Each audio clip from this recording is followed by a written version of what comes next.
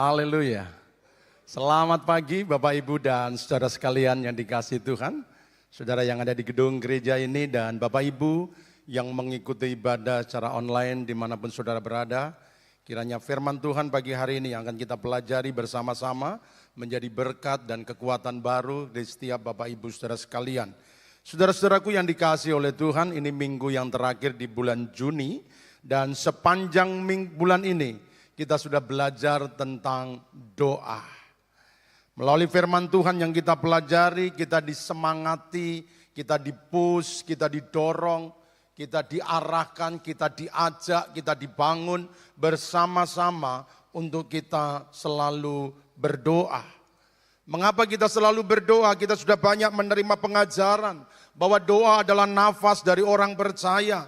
Doa adalah sumber dari kekuatan. Doa adalah jalan menuju pemulihan. Ada banyak manfaat-manfaat dari doa. Dan itu adalah kenyataan, itu adalah fakta bahwa kuasa Allah bekerja melalui doa. Di mana ada orang-orang berdoa, maka di sana kuasa Tuhan dinyatakan. Yang tidak mungkin dikerjakan oleh manusia, doa masih sanggup melakukannya. Yang tidak dapat dibuat oleh manusia, doa masih dapat membuatnya. Itulah sebabnya kita didorong untuk selalu berdoa. Saudara-saudara, satu perkara yang saya mau sampaikan kepada saudara tentang doa. Pagi hari ini saya menyampaikan firman Tuhan bahwa seorang pengkhotbah dia berbicara tentang Tuhan. Saya menyampaikan firman Tuhan, saya sedang berbicara tentang Tuhan. Saya mengajar saudara siapa Tuhan, apa yang Tuhan lakukan, apa yang Tuhan bisa kerjakan. Tetapi orang-orang yang berdoa, orang-orang yang melipat lutut dan berdoa, mereka adalah orang-orang yang berbicara dengan Tuhan. Mana yang lebih hebat? Pengkhotbah atau pendoa? Hah? Siapa yang lebih hebat? Pengkhotbah dia berbicara tentang Tuhan. Tapi seorang pendoa dia berbicara dengan Tuhan. Doa adalah jalan untuk kita bisa bertemu dengan Tuhan. Ketika saudara melipat lutut dan mulai berdoa, maka saudara berdoa dengan penguasa alam semesta. Saudara berdoa dengan satu-satunya yang memiliki langit dan bumi. Pagi hari ini saya memberitakan firman. Saya hanya berbicara tentang Dia yang besar, Dia yang berkuasa. Tapi kalau saudara berdoa dengan Dia yang berkuasa. Itulah sebabnya di dalam doa ada kuasa.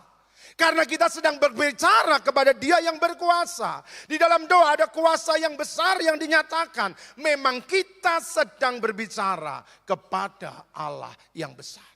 Nah, kalau kita menilik Alkitab, maka kita akan melihat berbagai macam kuasa doa itu dinyatakan. Elia berdoa, maka langit menahan embunnya 3,5 tahun tidak turun hujan. Dari mana? Itu karena kuasa doa. Dan ketika sekali lagi dia berdoa, maka bumi pun dibanjiri dengan hujan.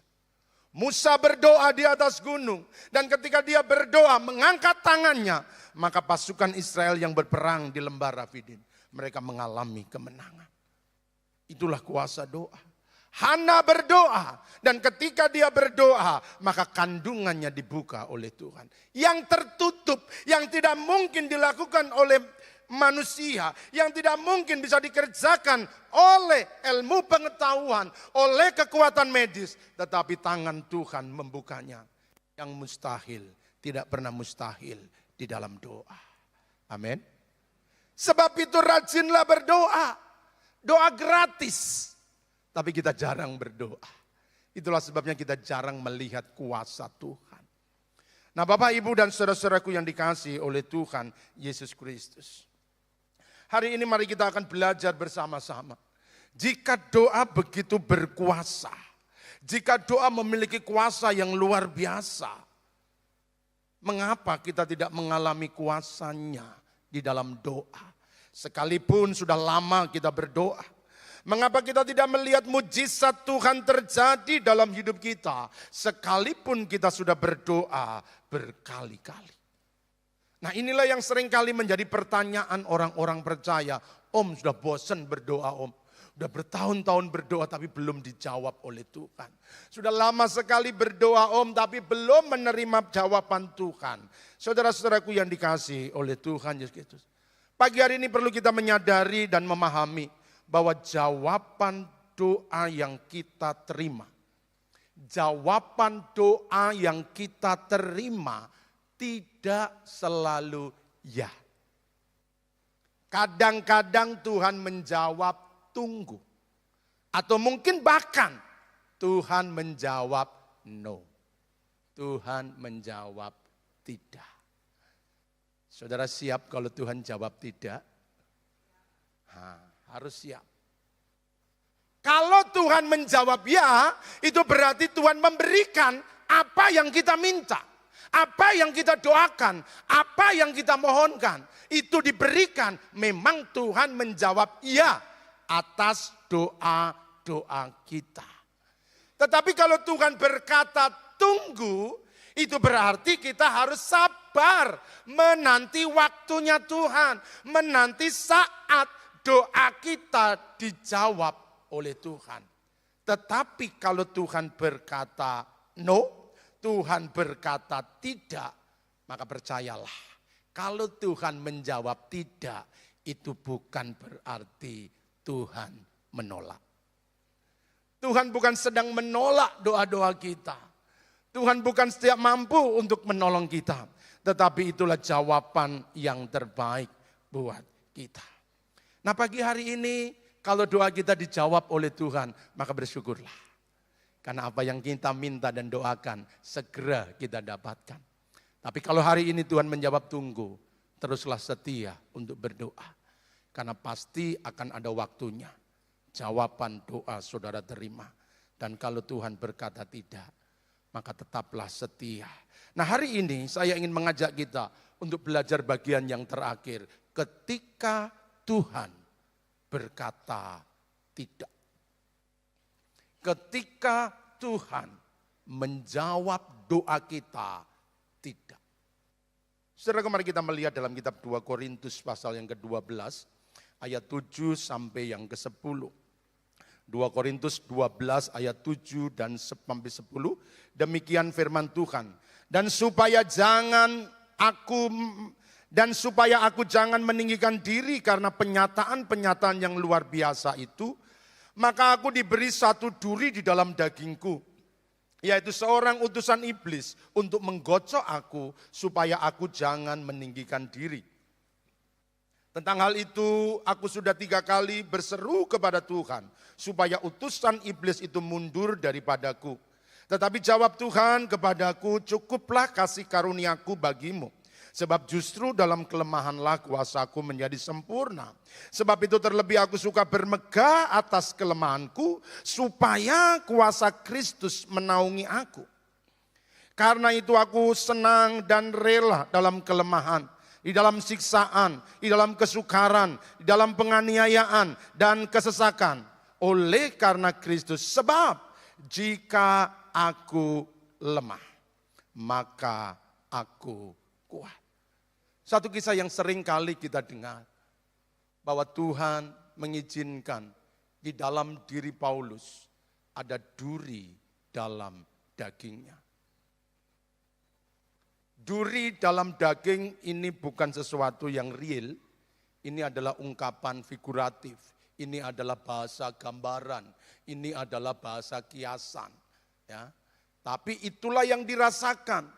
Bahwa penderitaan yang dia alami, kesulitan yang dia alami, hal-hal yang buruk yang dia alami, itu seolah-olah seperti duri yang terus menusuk di dalam daging.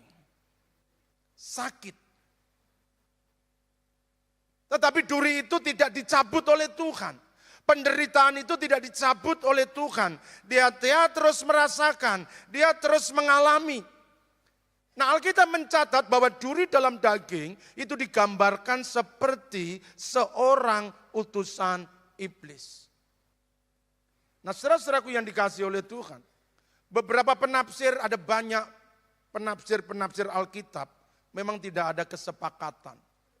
Ada yang berkata bahwa duri dalam daging itu adalah sakit penyakit yang dialami oleh Paulus. Mungkin itu adalah sakit matanya. Karena ketika dia menulis salah satu surat, dia mengatakan bahwa aku menulis dengan huruf-huruf yang besar. Kemungkinan sakit mata. Ada yang lain berkata, bukan. Itu kemungkinan sakit punggungnya. Dan berbagai macam yang ditafsirkan. Tetapi ada juga yang berkata itu bukan penyakit yang dia alami. Tetapi pengalaman-pengalaman yang sulit yang selalu dia alami. Ada orang-orang yang terus menggocok dia. Ada orang-orang yang selalu menyusahkan dia. Nah saudaraku yang dikasihi oleh apapun tafsiran orang. Tetapi saya ingin menyatakan kepada saudara bahwa duri dalam daging yang disebut seorang utusan iblis. Ini merujuk pada sesuatu yang menyakitkan. Keadaan yang buruk, tidak menyenangkan. Bisa juga merupakan penderitaan. Karena memang Alkitab tidak memberikan penjelasan yang detail. Duri dalam daging adalah penderitaan yang dialami oleh Paulus. Baik itu penderitaan yang bersifat fisikal, ataupun emosional, ataupun penderitaan-penderitaan secara spiritual. Itu yang dialami oleh Paulus. Nah saudara-saudaraku, duri dalam daging, ketika dia mengalami penderitaan, dia mengalami kesakitan, dia mengalami hal-hal yang buruk dalam hidupnya, apakah respon yang dia lakukan? Maka di tengah-tengah penderitaan, Alkitab mencatat, respon Paulus terhadap duri dalam daging, ayat yang ke-8 dikatakan demikian.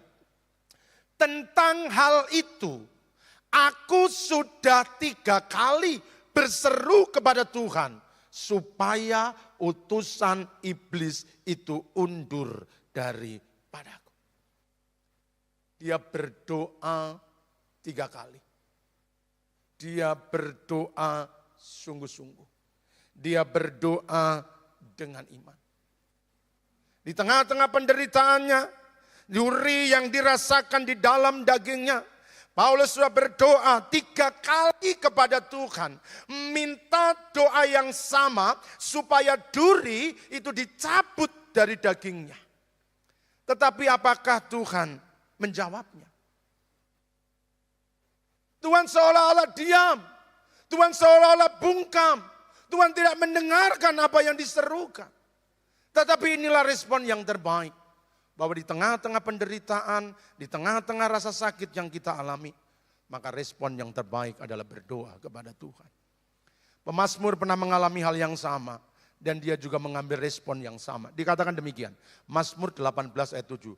Ketika aku dalam kesesakan, aku berseru kepada Tuhan, kepada Allahku, aku berteriak minta tolong. Ia mendengar suaraku dari baitnya, teriakku minta tolong kepadanya sampai ke telinganya.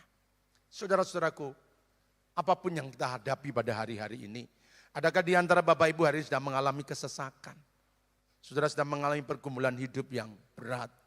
Ada tantangan yang tidak dapat kita selesaikan.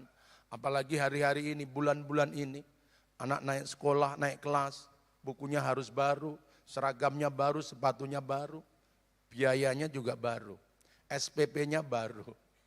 Apalagi yang pindah sekolah, dari SD ke SMP, ada tanggungan, ada uang gedung, ada SPP, macam-macam. Tapi hari ini firman Tuhan berkata dalam kesesakan, berdoalah. Karena di dalam doa saudara akan mendapat kekuatan. Di dalam doa saudara akan mendapat jawaban. Sesak seperti apapun hidup yang engkau alami, jangan tinggalkan doa. Berserulah kepada Tuhan. Kalau engkau berseru kepada manusia, mungkin manusia bisa menutup telinganya. Tapi kalau Tuhan, Dia akan selalu mendengarkan apa yang kita doakan. Nah, mari kita akan melihat jawaban Tuhan terhadap doa Paulus. Apa yang Tuhan katakan kepada Paulus? Jawaban Tuhan sungguh mengejutkan bagi Paulus. Karena Tuhan tidak segera mencabut duri di dalam dagingnya. Tetapi justru dalam ayat yang ke-9 dikatakan demikian. Tetapi jawab Tuhan kepadaku, cukuplah kasih karuniaku bagimu. Saudara-saudaraku yang dikasihi oleh Tuhan Yesus Kristus. Saya mau tekankan untuk pada pagi hari ini, bahwa tidak ada doa yang tidak didengar oleh Tuhan. Tidak ada seruan yang tidak dijawab oleh Tuhan. Semua doa saudara dan saya didengarkan oleh Tuhan. Tuhan pasti memberikan jawaban. Tetapi ingat, jawabannya tidak selalu ya. Kadang-kadang dia bilang tunggu, bahkan kadang-kadang dia berkata tidak.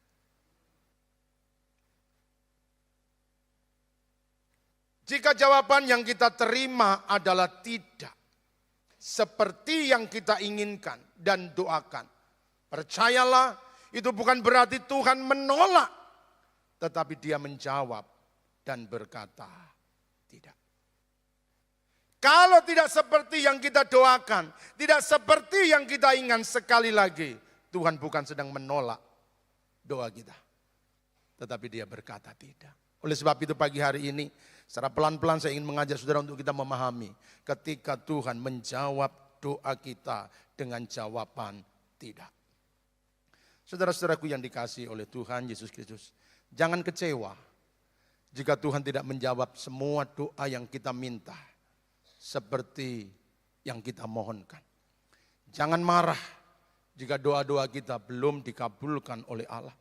Sebab di balik jawaban tidak, ada kasih karunia yang Tuhan berikan. Tuhan tidak mencabut duri dalam tubuhnya Paulus. Tuhan tidak melalukan kesengsaraan yang dialami. Tuhan tidak menyingkirkan penderitaan yang dia alami. Tetapi Tuhan justru memberikan kasih karunia-Nya. Nah, ini yang perlu jemaat Tuhan pahami. Bahwa kalau Tuhan berkata tidak, bukan berarti dia tidak menjawab doa kita. Kalau Tuhan berkata tidak, bukan berarti Tuhan menolak permohonan kita. Dia menjawab dengan cara yang berbeda. Dia memberikan dengan cara yang tidak sama. Yaitu dengan cara memberikan kasih karunia kepada kita. Selalu Tuhan memberikan kasih karunia sehingga kita dapat menanggung penderitaan yang kita alami. Kita dapat menanggung semua kesusahan yang kita hadapi. Oleh sebab itu mari kita bersama-sama untuk kita belajar beberapa kasih karunia Allah di balik jawaban tidak. Selalu ada kebaikan, selalu ada kasih, selalu ada berkat yang Tuhan sediakan ketika Dia berkata tidak. Yang pertama, jika Tuhan berkata tidak, maka pahamilah bahwa Tuhan lebih menghendaki pertumbuhan rohani. Itu lebih penting daripada berkat-berkat jasmani. Kalau Tuhan tidak menjawab doa kita seperti yang kita minta, kalau Dia tidak memberikan seperti yang kita mohonkan, maka ini yang Tuhan kerjakan. Dia berikan kasih karunia supaya kita dapat menanggung penderitaan, kita dapat menanggung kesesakan, karena Tuhan ingin melihat ada pertumbuhan rohani ketimbang sekedar memberikan berkat-berkat jasmani. Ayat yang ke-7 Alkitab berkata demikian. Dan supaya aku jangan meninggikan diri karena penyataan-penyataan yang luar biasa itu. Maka aku diberi satu duri dalam dagingku, yaitu seorang utusan iblis untuk menggocok aku. Supaya aku jangan meninggikan diri. Bagi Tuhan sangat mudah untuk mengangkat duri dari dagingnya. Bagi Tuhan sangat mudah untuk menyingkirkan semua kesulitan dari kehidupan Paulus. Tetapi Tuhan memilih untuk tetap membiarkan duri menusuk dalam dagingnya. Kesakitan, penderitaan, dan berbagai macam kesesakan dia alami. Supaya terjadi pertumbuhan rohani. Bapak, Ibu, dan saudara-saudaraku yang dikasihi oleh Tuhan Yesus Kristus. Tuhan menjawab tidak sebab itu adalah cara untuk menyelamatkan Rasul Paulus dari kesombongan dan meninggikan diri sendiri. Kalau duri dalam dagingnya dicabut, maka Paulus bisa sombong. Dia bisa jatuh dalam kesombongan. Karena ada penyataan-penyataan yang luar biasa yang dia terima. Tetapi untuk mempertahankan dia tetap tinggal dalam kerendahan hati. Maka Tuhan biarkan ada duri yang menusuk dagingnya. Saudara-saudaraku, ingatlah bahwa integritas itu lebih penting daripada popularitas. Duri itu akan terus menjaga dia pada integritas. Dia tetap rendah hati. Dia tidak menyombongkan diri. Karena ada rasa sakit yang tidak dia bisa atasi. Kalau Tuhan menjawab tidak, kadang-kadang itu adalah cara Tuhan melindungi kita dari kehancuran. Tuhan menjaga kita supaya tetap tinggal di jalannya, tetap berada dalam kebenarannya, tetap tinggal dalam kehendaknya. Kenapa Tuhan tidak menjawab doa kita? Sebab itulah cara supaya kita tidak hancur, supaya kita tidak jatuh, supaya kita tidak lari, supaya kita tidak meninggalkan Tuhan.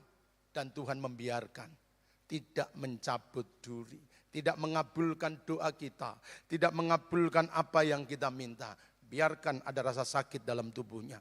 Karena itu yang akan terus membawa dia untuk tetap tinggal dalam kehendaknya. Iman yang sejati itu tumbuh di tengah-tengah penderitaan.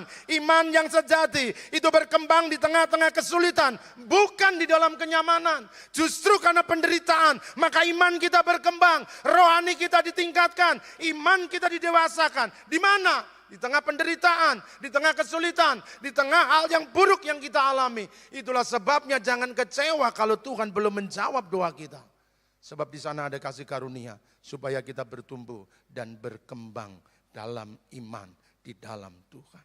Saudara-saudaraku yang dikasihi oleh Tuhan, kesaksian terbesar muncul dari keteguhan iman di dalam penderitaan. Percayalah bahwa dunia akan menyaksikan siapa Tuhan yang besar. Itu dengan cara melalui kita menghadapi ujian-ujian kehidupan. Kalau kita lihat semuanya nih kelihatan baik. Manis, cakep, cantik. Tetapi dunia tidak lihat tampilan kita. Dunia akan lihat bagaimana respon kita di tengah-tengah penderitaan. Bagaimana cara kita ketika kita dihimpit, ketika kita dikecewakan, ketika kita dikhianati, ketika kita dalam kesukaran. Dan ketika kita tetap teguh dalam iman. Maka dunia akan memuliakan Tuhan. Karena disitulah kualitas iman kita akan kelihatan. Disitulah iman kita akan dibuktikan. Siapa kita? Itu di tengah-tengah kesulitan yang kita alami. Sebab itu bersyukurlah kalau hari ini Tuhan belum menjawab doa kita. Amin. Amin. Karena itulah cara Tuhan menjaga kita. Supaya kita tetap melekat kepadanya. Supaya kita tetap bergantung kepada dia. Dia biarkan ada duri dalam daging. Ada kesesakan. Biar terus berseru kepadanya. Biar terus berdoa kepadanya. Kalau semua dikasih nyaman. Barangkali sudah nggak perlu ke gereja. Untuk apa ke gereja? Semua ada. Semua cukup. Kenapa orang-orang ateis tidak perlu Tuhan? Karena mereka nggak butuh Tuhan. Semua bisa diusahakan, semua bisa didapatkan. Lalu untuk apa Tuhan? Tapi orang-orang percaya kita sadar, kita butuh Tuhan. Kita tidak bisa hidup tanpa Tuhan. Saudara-saudaraku yang dikasihi oleh Tuhan. Sebab itu percayalah, Tuhan selalu memberikan yang terbaik buat kita. Kalau dia jawab ya, itu memang yang terbaik buat kita. Kalau dia jawab tunggu, itu juga yang terbaik buat kita. Tapi kalau Tuhan berkata tidak, percayalah. Itu juga yang terbaik buat kita. Amin. Maka orang Kristen sebetulnya paling bahagia. Doanya dijawab nggak dijawab pasti kita percaya. Itu yang terbaik. Tapi sayangnya kita cepat kecewa. Kalau Tuhan tidak segera menjawabnya. Kita mulai mundur dari persekutuan. Kita hilang dari pelayanan. Pelan-pelan kita mulai tinggalkan. Ngapain berdoa, ngapain ke gereja. Tuhan gak tolong saya. Tapi di balik semuanya itu ada anugerah yang Tuhan berikan kepada kita. Matius 7 ayat 9 sampai yang ke-11. Firman Tuhan berkata demikian. Adakah seorang daripadamu yang memberi batu kepada anaknya jika ia minta roti? Atau memberi ular jika ia minta ikan? Jadi jika kamu yang jahat tahu memberi pemberian yang baik kepada anak-anakmu. Apalagi Bapamu yang di sorga. Ia akan memberikan yang baik kepada mereka yang minta kepadanya. Sekali lagi saudara jawab. Kalau Tuhan jawab baik tidak? Amin. Kalau Tuhan jawab tunggu baik tidak? Kalau Tuhan jawab tidak baik tidak? Semua pasti. Kalau bapak di dunia, anaknya minta roti, dia nggak akan kasih ular. Kalau anaknya minta yang baik, dia tidak akan memberi yang buruk kepadanya. Itu bapak di dunia, apalagi bapak kita di surga. Saya punya 2 barang.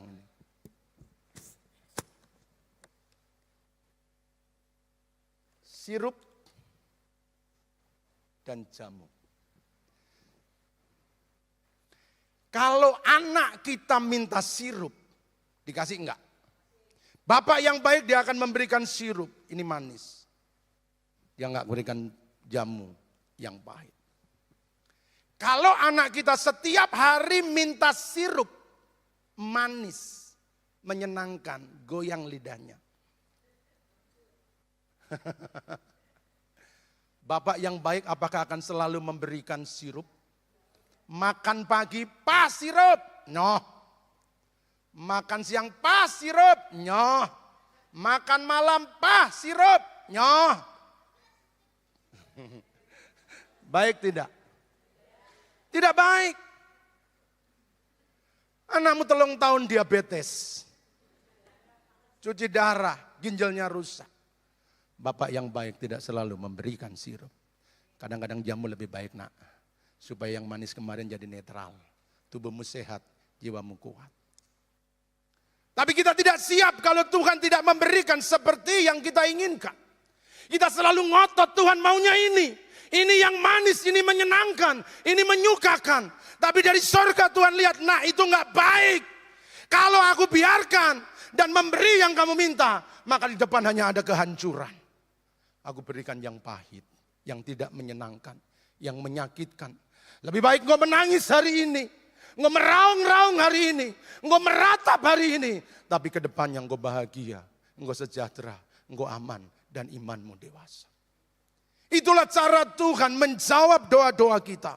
Oleh sebab itu saudara-saudaraku yang dikasihi oleh Tuhan, maka pemberian yang baik itu tidak didasarkan dari apa yang kita terima, tetapi dari apa yang diberikannya. Baik bukan menurut saya, baik itu menurut Tuhan. Kalau Tuhan kasih sirup, itu memang yang terbaik. Tekanan gula darahmu lagi rendah, Tuhan kasih sirup. Tapi kalau gula darahnya tinggi, maka Tuhan akan mengambil jamu yang pahit supaya netral kembali. Oleh sebab itu hari ini apapun yang Tuhan berikan terhadap doa-doa kita, apapun yang Tuhan jawab terhadap doa-doa kita, percayalah Bapa yang baik memberikan yang terbaik buat kita. Semuanya bersyukur. Terima kasih Tuhan. Engkau tidak segera mengangkat penderitaanku. Engkau tidak segera menjawab doa-doaku. Karena ada kebaikan, ada anugerah yang Tuhan ingin nyatakan di dalam hidup kita. Bapak, Ibu, dan saudara-saudaraku yang dikasihi oleh Tuhan Yesus Kristus. Bagian yang kedua, mari kita akan belajar bersama-sama. Kenapa Tuhan berkata tidak terhadap doa-doa kita? Supaya kuasa Tuhan itu menjadi sempurna. Perhatikan ayat yang ke-9 bagian B dikatakan demikian. Tetapi jawab Tuhan kepadaku, cukuplah kasih karuniaku bagimu, sebab justru dalam kelemahanlah kuasaku menjadi sempurna.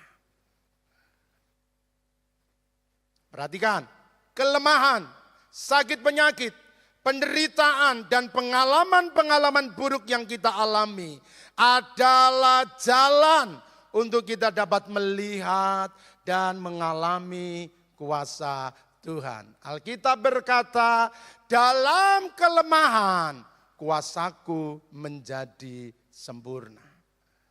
Kalau nggak pernah lemah, nggak pernah lihat kuasa Tuhan. Tuhan bawa kita dalam kelemahan, Tuhan antar kita dalam penderitaan, Tuhan izinkan mengalami sakit supaya kita melihat kuasa Tuhan. Yang percaya katakan amin. Kapan kita melihat Tuhan besar dalam hidup kita? Kalau kita nggak pernah mengalami masalah. Justru ketika kita merasa Tuhan, aku nggak mampu, aku nggak kuat, cuma Engkau yang bisa tolong. Dan Tuhan tolong. Dan Engkau berkata, Tuhanku hebat. Tuhanku luar biasa. Dalam kelemahanlah kuasa Tuhan itu menjadi sempurna. Tuhan izinkan kita mengalami kehilangan segala-galanya. Sehingga yang tersisa hanya Tuhan saja dalam hidup kita. Sebab dengan demikian kita akan melihat pemulihan keberhasilan terjadi di dalam hidup kita. Saudara-saudaraku yang dikasihi oleh Tuhan Yesus Kristus. Ada kisah yang menarik dalam kitab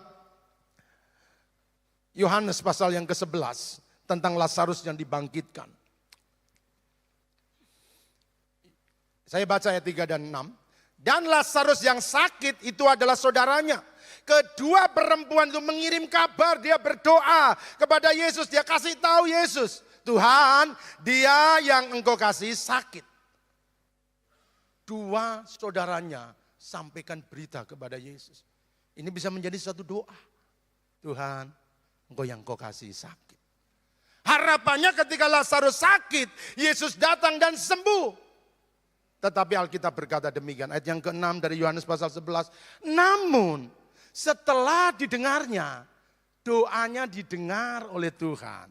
Bahwa Lazarus sakit, iya sengaja. Sudah perhatikan, Alkitab menulis sengaja. Ini bukan kebetulan, ini disengaja, ini direncanakan, ini dipikirkan, ini diputuskan.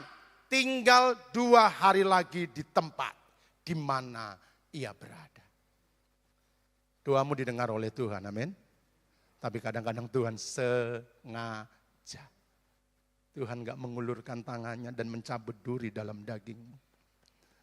Tuhan tidak turun tangan dan membuat mujizatnya. Tetapi dia sengaja tinggal 2 hari. Kenapa dia sengaja tinggal 2 hari sehingga Lazarus yang sakit akhirnya mati? Apakah Tuhan jahat? Apakah Tuhan tidak melihat kesulitan anak-anaknya? Apakah Tuhan membiarkan orang supaya tinggal dalam kesusahan? Tidak. Dia yang baik akan tetap baik. Sebab dalam kelemahanlah kuasa Tuhan menjadi nyata. Tuhan membiarkan Lazarus akhirnya meninggal. Tidak ada lagi harapan, tidak ada lagi kemungkinan dia bisa disembuhkan. Karena dia sudah mati dan 4 hari di dalam kubur.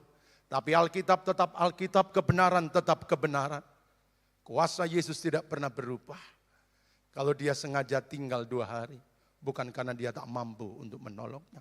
Kalau dia sengaja tinggal 2 hari, bukan dia kehilangan kuasa untuk menyembuhkannya. Dia tinggal 2 hari. Supaya dalam kelemahan kuasa Tuhan dinyatakan. Mana yang lebih hebat? Sakit sembuh atau orang yang mati dibangkitkan? Yang mati dibangkitkan itu membawa kemuliaan bagi Tuhan. Supaya dunia tahu bahwa Tuhan berkuasa untuk melakukan segala-galanya. Mustahil mayat 4 hari bisa bangkit. Tetapi di dalam Tuhan tidak ada yang mustahil.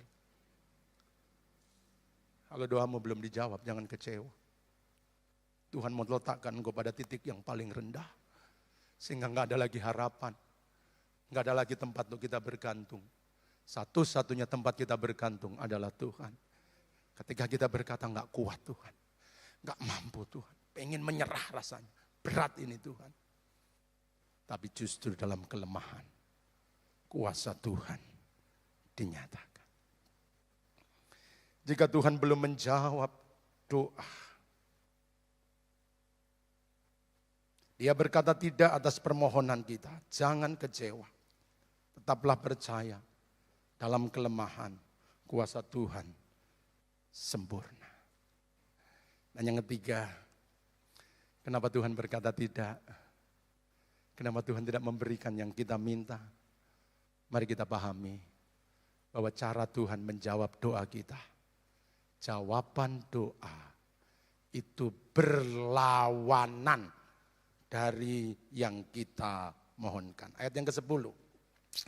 Karena itu aku senang dan rela dalam kelemahan, aneh. Dalam siksaan, dalam kesukaran, dalam penganiayaan, dan kesesakan oleh karena Kristus. Sebab jika aku lemah, maka aku kuat. Saudara-saudaraku yang dikasihi oleh Tuhan. Sedikit orang yang merasa senang dan rela dalam kelemahan, dalam siksaan. Kita dididik, diajar untuk menghindari rasa sakit. Itulah sebabnya kalau kepalanya pusing itu pusing dan puyeng. Ya, itu. Kita segera cari obat. Ya. Tetapi Paulus tidak. Dia berkata, aku senang dan rela dalam kelemahan, siksaan, penderitaan, kesukaran. Sebab jika aku lemah, maka aku kuat. Nah, ini misteri dalam doa. Bahwa Tuhan itu menjawab doa kita. Tidak selalu seperti yang kita minta. Justru saat dia merasa lemah, maka disitulah dia kuat. Kalau dia merasa nggak mampu, justru di saat itulah dia merasa mampu untuk menghadapi apapun yang sedang terjadi. Nah, saudara-saudaraku yang dikasihi oleh Tuhan, Tuhan menjawab doa kita dengan cara yang berlawanan dari yang kita minta. Oleh sebab itu Rasul Paulus berkata, aku senang dan rela dalam kelemahan, penganiayaan. Sebab jika aku lemah, maka aku kuat. Saya ingin tunjukkan pada saudara contoh. Kalau kita berdoa minta kuat, apa yang Tuhan berikan? Apakah Tuhan akan mengubah otot-otot kita menjadi kekar? Apakah Tuhan akan mengubah hati dan jiwa kita menjadi kuat? Enggak. Kalau kita berdoa minta kuat, maka yang Tuhan datangkan adalah beban yang berat. Amin. Karena dengan beban yang berat akan membuat kita kuat. Jangan minta kuat tapi tanpa beban. Jangan minta kuat tapi tanpa ujian gak ada. Kalau kita berdoa minta kuat, maka yang hadir adalah persoalan yang berat. Yang hadir adalah masalah yang besar. Karena dengan masalah yang besar membuat kita kuat. Kalau kita minta keberanian, apa yang Tuhan berikan kepada kita, maka kita akan ditempatkan pada situasi-situasi yang sulit dan menakutkan. Saudara, hadapkan kita, ada Goliat di depan sana. Bukan karena Tuhan gak tahu, sebab hanya dengan Goliat yang besar, kita dilatih untuk menjadi orang-orang yang berani di dalam Tuhan. Saudara-saudara, kalau kita minta Tuhan berikan kepadaku kerendahan hati, maka Tuhan akan menghadirkan orang-orang yang selalu menyakiti, orang-orang yang merendahkan, orang-orang yang menghina, orang-orang yang menjelekkan kita. Jangan sakit hati. Kamu tadi pagi berdoa, Tuhan beri aku kerendahan hati, masuk kantor bleng ketemu orang yang gak menyenangkan. Itu cara Tuhan membawa kita dalam kerendahan hati. Tuhan membawa kita sampai serendah-rendahnya supaya tidak lagi ada orang yang bisa merendahkan kita. Oleh sebab itu bersyukurlah kalau Tuhan menyatakan, menjawab doa kita tidak selalu sama seperti yang kita minta. Saudara-saudaraku yang dikasihi oleh Tuhan Yesus Kristus, memang tidak mudah yang kita hadapi pada hari-hari ini. Tapi sebagai anak-anak Tuhan seharusnya kita tetap percaya kalau Tuhan berkata tidak, bukan berarti Tuhan tidak menjawab doa kita.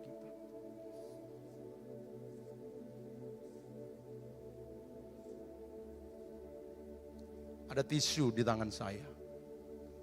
Apakah ada di antara saudara yang berdoa untuk keperluan-keperluan saudara? Hari-hari ini ada keperluan-keperluan yang saudara sedang mohonkan. Dan Tuhan belum jawab. Saya minta tolong ibu yang di depan ini, Ibu Dwi boleh maju ke depan temenin saya. Ya silakan Bu, tidak perlu terkejut Bu. Tapi hari ini ada sesuatu yang Tuhan mau sampaikan kepada kita.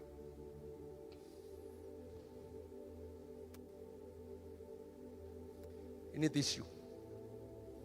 Ibu tahu tisu? Ibu sedang berdoa kepada Tuhan. Ini tisu, di depan sana ada warung makan. Bawa tisu ini dan ibu beli makanan di sana. Berani? Ada yang berani bawa tisu ini untuk beli makanan di depan sana? Ada yang berani? Saudara-saudaraku, Tuhan kadang-kadang menjawab tidak seperti yang kita harapkan. Kita tidak menerima jawaban Tuhan karena kita melihat bungkusan yang di luar. Tetapi Tuhan sedang menyediakan jawaban-jawaban doa dalam hidup saya, hidup kita. Itu tisu. Coba ibu buka tisu itu. Tisu, ya dibuka semua. Di dalamnya ada apa? Jawaban doa itu tersembunyi. Oleh sebab itu jangan kecewa kalau Tuhan menjawab tidak. Sudah ibu buka semua? Semuanya. Tidak ada sesuatu di dalam situ. Apa yang ibu dapatkan di dalam tisu itu? Ibu buka, ada uangnya. Kalau kita hanya melihat bungkusan luarnya, maka kita akan kecewa. Dan kita berkata, Tuhan gak menjawab doa. Tuhan gak sayang sama saya. Tuhan membiarkan tetap menderita. Tapi di balik yang tidak terlihat, Tuhan sedang menjawab doa-doa kita. Uang yang ada ibu gunakan untuk beli makanan di luar. Tuhan memberkati. Kita beri kemuliaan buat Tuhan kita. Sebab itu percayalah, meskipun Tuhan tak menolongku, meskipun duri dalam dagingku, tapi aku tetap percaya bahwa Tuhan adalah setia.